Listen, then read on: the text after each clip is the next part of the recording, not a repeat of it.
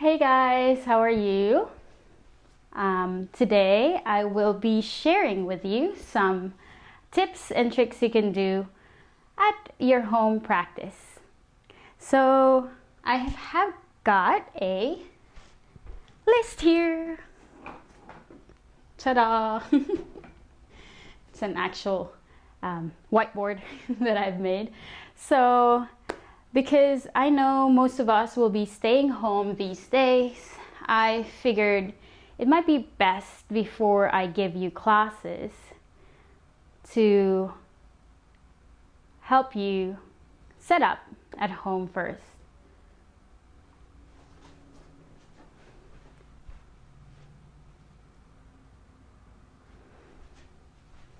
So here I've written, first off is to find a spot at your home space. So it's quite hard sometimes to find a spot in your house that doesn't have much people walking and passing by, or any space in your house that might sound a little bit too loud. So if you can find any space that feels or is quiet, that's totally fine. That's gonna be part of your experience. I always tell my students that before the class begins, to acknowledge what is happening around them and acknowledging it and just letting it go instead of allowing it to, get you distracted during the class. These are things that we are not in control of. So, number one, find a spot. So just find a spot anywhere in your house where you can set up either your mat. I know not all of us has yoga mats at home, but that's too easy because you can actually use either a blanket, or I've got towels here that you can use in substitute for your yoga mat. So for example, you have a spot in your house that is carpet, might be easier on your knees. But if it is tiles, it might be best for you to not use a towel under your hands and your feet. I would suggest just use your hands and your bare feet on the tiles, and just use folded blankets so that you're able to put some cushioning under your knees. So it's not going to hurt your knees when you're on kneeling positions. So it will make sense later on. Now, what's important is for your space to be enough for you to move around without hitting anything. So maybe laying down, for example, I'm laying down and then extending my arms. Oops, I hit something, but I'm just gonna move. So bringing your arms out and all the way up, and then bringing your arms out and back to your body. And if you didn't hit anything, then you're good to go. And so that's your find a spot. Take that. And then props. I know not everyone has props at home, and that's why the past few days I've been thinking, I used to personally not have props at home until just recently when I bought some for myself. And so what we really need props for are, for example, you come into your lunge poses, such as this one. This is not that easy for most, especially when you're just starting. So what we use here is blocks. So for example, this pose, lunge. You place blocks on either side so that there's space between your belly and your thigh, right? So in substitute for your blocks, I would recommend books. Books are always good. As substitute, I have so much more here. So, books! Anyway, so I'm just making sure that I have enough props, right? So just making sure that you have props or blocks or books, I should say, that are in similar heights for both of your hands. So I chose this one for my hands. So I'll move those ones, that's for later. And I can use that and stack more on top of it to make sure that it is enough to support me, however many books you have. So now I'm good to go. So it allows me to breathe despite, you know, having to have my hands either on the block or on the mat. Anyway, that's the substitute for blocks. And then as for blankets, these blankets are necessary when you're doing either shavasana or when you're doing restorative yoga, where you need a lot of props to hold you. So what you can do, instead of using these blankets like I've shown you earlier, these are always good, having towels. So just pile up some towels, maybe ones that you haven't used, so that it's not dirty. And it will always be beneficial to have them handy whenever you're at home and you end up wanting to have a calming practice. And then for some of us, we love using bolster under our knees for our knees to be supported and for our lumbar spine to be relaxed on the ground on shavasana. So shavasana is the last pose we do in yoga. So what I would recommend in exchange or substitute for bolsters are throw pillows. I'll move these ones.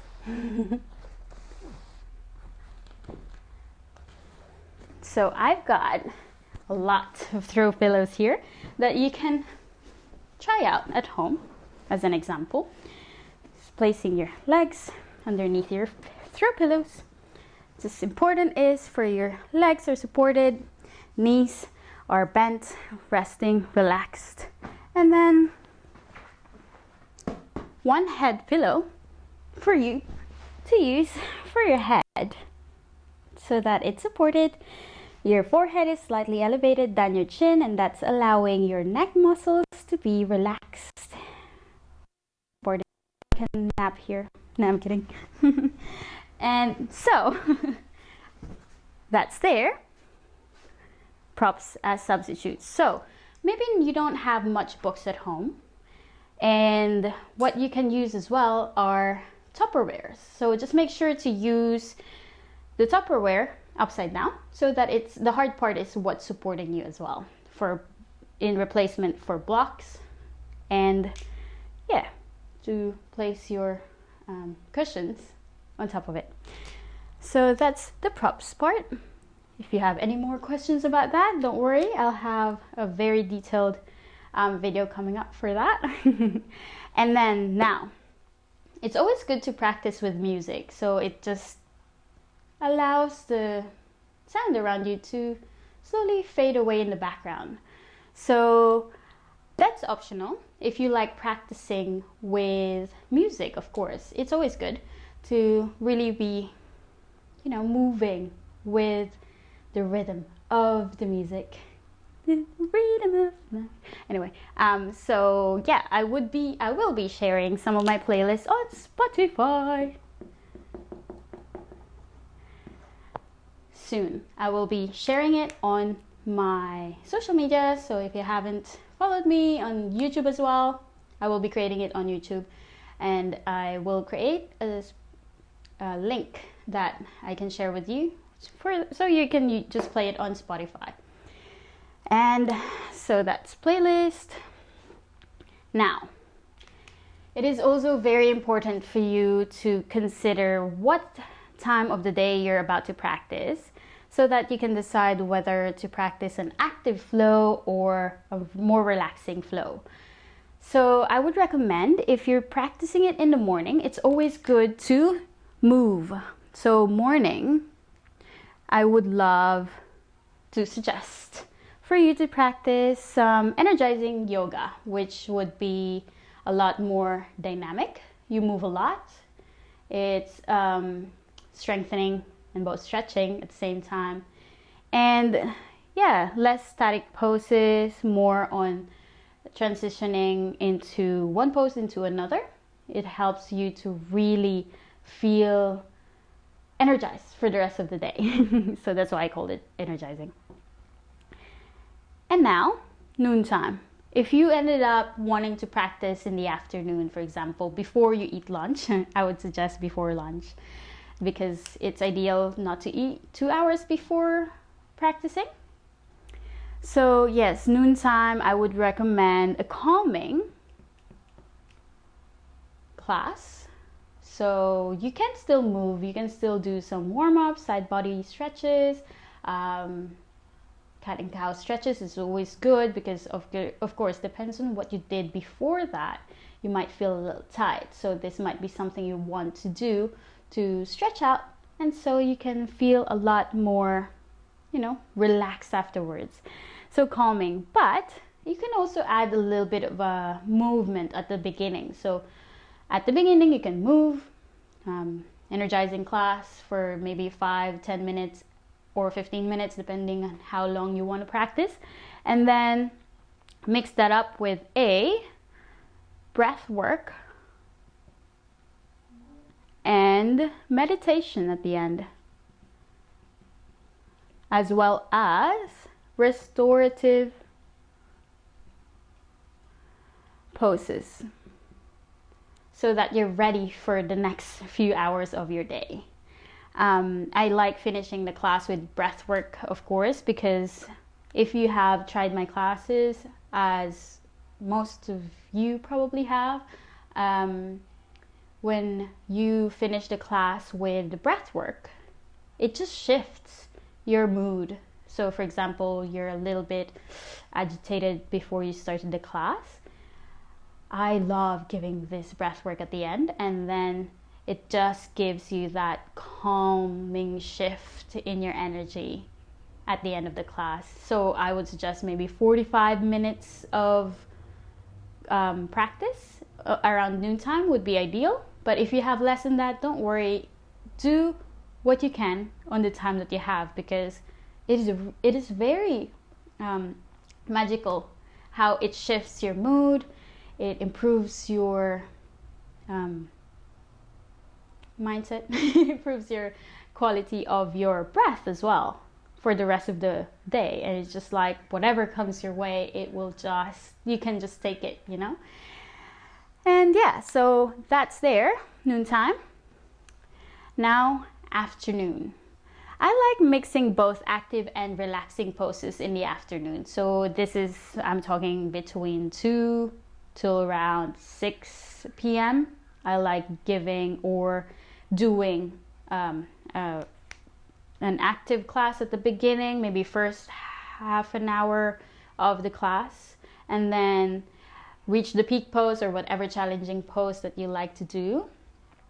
I usually start the class with preparation for whatever poses that I would love for my students or for myself to do, and then I'm ready for whatever comes. I just give a little bit more of, for example, hip opening poses, so that your body's ready for example, crow pose, where your hips are necessary to be a little bit more open. So yeah, just maybe 5-10 more minutes of that in, and then peak pose, challenging pose, and then from there, cool down. And what's a very important part of this is you move with your breath, because without the help of your breath, the practice won't feel as good, just because your muscles might be tensing instead of releasing any tension from it. So yeah, just remember to always tune into your breath in your class. For me, I love giving emphasis with your breath. Always come back to your breath, and if you notice that your breath is affected by your movements, it might mean that you're either not breathing properly or consciously. You might be holding your breath, or you might be going into a pose in that version of the pose that is a little bit challenging for you on that day. So always tune in to what you feel at that time so that you can give your body exactly what it needs during that time. And yeah, our practice is supposed to cater our bodies exactly when we are practicing. So meaning we would love to give your body what it needs at that time. So we don't want to push ourselves too far than what our body is capable of during that time that you're practicing. Sometimes it's good to push yourself beyond your limits, yes, but it really depends on how you feel. For example, you woke up in the morning feeling a little bit slow or tired. I wouldn't suggest for you to just jump in and force yourself into doing poses that are not really helping you. I would suggest tune in to what you feel and how you feel during that time, and really just nurturing and giving your body what it needs at that time. Okay? Don't room, for example, you're doing it in a big group of class, but yeah, I just would recommend for you to always tune in to what your body is feeling and yeah, give it exactly what your body needs. You'll get more of it. You'll get more benefit from doing that. So yeah, afternoon, mix of both active and relaxing. And then in the evening, this is something I would love to really pinpoint. So in the evening, when you're practicing, probably after dinner, around 7 p.m. onwards, I would suggest a relaxing and grounding pose. It doesn't mean that you're not going to move. You will still move, but it's just not as energizing and not much of, strengthening poses. It's mostly maybe doing some sun salutations, or if anything, I would suggest moon salutations. You will work on all the parts of your body, all the muscles in your body, and release whatever it may be that feels stagnant in your body, or maybe tension that you've been carrying all day. So you're able to release them and then slowly come into those grounding postures, which would be a lot of holding, for example, staying in a pose for about 5 minutes, and then really tuning in to how your breath is and how your breath feels at that time, and really dedicating your practice to nurture yourself, because you've already done so much in the day, right? So why push yourself even more? Otherwise, if you haven't left the house, of course, I would understand you would want to move. So I would suggest maybe do that on the first quarter, or let's say 15, 20, 30 minutes of your class or your practice, and then give your body enough time to really cool down and calm down. And this is where restorative yoga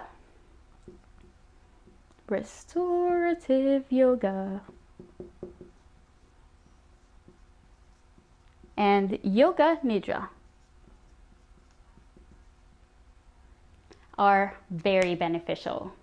It just puts you off into such a calm and relaxing feeling, and yeah, it just gives you a really good night's sleep. Most of my students say after the class they have slept like a baby, but I would suggest, if you're coming from a studio and you're driving home, please do a headstand first. I'm kidding. Just wake yourself up first before you go and drive, and then when you get home you can fully relax and surrender. So yeah, there you go. That's my tips and tricks for today. If you have any questions, now is the time to ask away. I will check your messages now.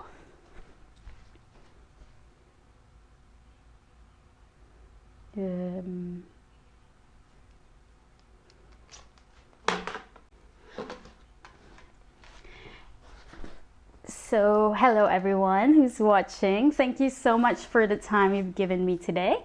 If you have questions, please don't hesitate to ask. I'm here now to answer questions. Whoopsies. See what I did there.